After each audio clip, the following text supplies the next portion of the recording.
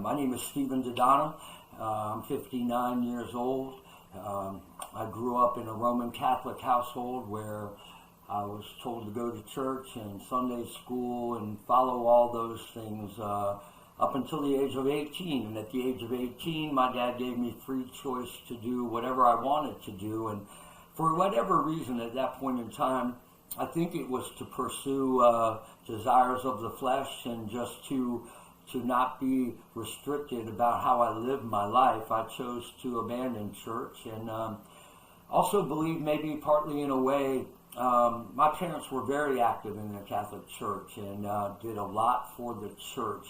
And I just remember my parents continually being upset about the lack of support and the lack of love, I believe, that they were receiving from the church in return for what they were sacrificing to do for the church. And so I also believe partly that in that environment, I didn't have anything that really pointed to love and what actually Jesus has for each and every one of us. So at the age of 18, I went about living my life and pursuing desires of the flesh in the world. And for a long time, I believe I was able to manage that and be successful. I never allowed my extracurricular activities to affect my professional life, and was able to accomplish a lot, but was also not satisfied, continually believed that I was missing something, and something was just, kind of haunting me about an empty life, and I tried to fill that in all the wrong ways, and eventually what didn't affect work started to affect work. And eventually by 2011, I had crossed every line that I swore as a man I would never, ever cross. I was drinking from the minute that I got up to the minute that I passed out. That included all day at work. I did tree work and physical tree work, climbed trees at the time, and did that under those conditions. And I'm grateful today to be alive and to be here, because I truly believe that if somebody hadn't been looking out for me, and I know now today that somebody was, that they weren't done with me yet, even though I may have been done with myself. And I guess to kind of lead you to what put me even in a darker place, but in 2010, my wife was involved in a tragic automobile accident where she crossed the center lane of a road, and that lady was not someone who had a cell phone. She didn't put her makeup on when she drove, and there was no concernable or identifiable reason why she would have crossed over the center line. But she did on that day, and unfortunately her life was taken, and I then only further spiraled down into a sea of despair and addiction. And so it's 2011. As I said, I've crossed every line that I swore as a man I would never cross.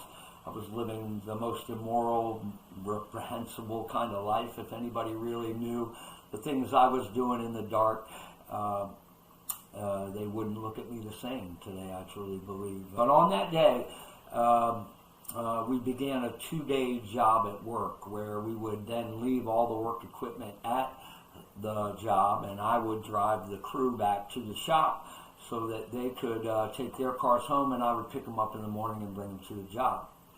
I'd been drinking, as I said, all day long, and taking them to the shop, I California stopped at a stop sign and pulled out into the path of an oncoming vehicle with a black woman and all her children packed into this car, and they T-boned me. And at that moment, everything went kind of blank. And when I woke up, all I could hear were screams. I wasn't asleep or knocked out. It was just from the impact. I believe it was momentary. But I woke up and I heard all these screams, and all I could think of at that time was all the war movie footage I had seen as a young kid growing up, where they were napalming Vietnam, and the women and children were running and screaming. And at that moment, I recognized the gravity of my actions. I had a previous stop for alcohol-related driving and had a pending DUI case. So here I am in the seat of this car, recognizing what I have done, the position that I'm in, the fact that I may go to jail. In Delaware, it is federal law or state law that if you're convicted of 3 DUIs in your lifetime, you have to do a mandatory year in jail. And had I been convicted of my accident on November 11th, that would have been my 3rd one, especially with the one pending in the cases. So I knew where I was at, so I did what everybody does at that time, and I said the sinner's prayer. I said, Lord, I promise if you get me out of this, I will give my life to you, and I will serve you, and I will do things the right way. And by the grace of God, I failed all the field sobrieties. I failed I passed the breathalyzer test. I passed all the street tests. And probably because I was doing other things besides alcohol that would help me maintain the ability to be physical and to do things. And so, there I was, and I passed that, and as soon as the guys get in the truck, and they're now taking me home, and as soon as we get by a liquor store, I command them to pull over and to stop and to go into the liquor store, and I'm picking right back up where I left off, even though I told the Lord that I would give him my life. This is where my life completely changes. We walk into my house, and my girlfriend at the time and my 2 boys are there, grateful to see me. And the pastor says, let's pray. And we huddle up in my living room, and the pastor begins to pray. And I didn't recognize it then, but I recognize now that in that moment, for the first time in my life, I completely surrendered. I let go of everything that had been haunting and hurting me for so long.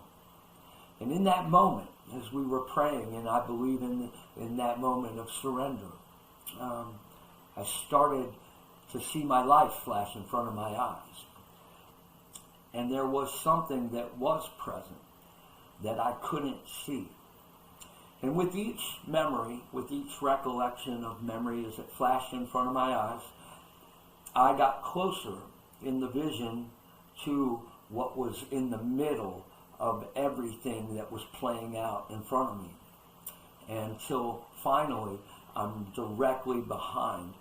And the ominous presence that I felt, even in a moment of prayer at that time, I can't even describe it, but it shook me to my core. And at that moment, what was in front of me turned around. And the only way that I can describe it to anybody today is that imagine being able to see yourself covered in all your sin and selfishness. And at that moment, when I saw that, my heart was forever changed. As I was driving down the road, and I was listening to only Christian radio. And their slogan is always the right song at the right time. And at that moment, David Crowder's How He Loves came over the radio, and I heard that song for the first time. And I realized just how much my Lord loved me, and how much He had loved me for my whole life, and how I had made all those bad decisions for all the wrong reasons, and that all I had ever had to do was turn to Him. I'm grateful today to have been clean and sober for almost 10 years. I celebrate 10 years as we come upon November 11th, 2021. And wow, all I can tell you is it gets better every year. It doesn't get easier, but it gets better. And I'm blessed since that time to have been the worship leader at Conley's United Methodist Church.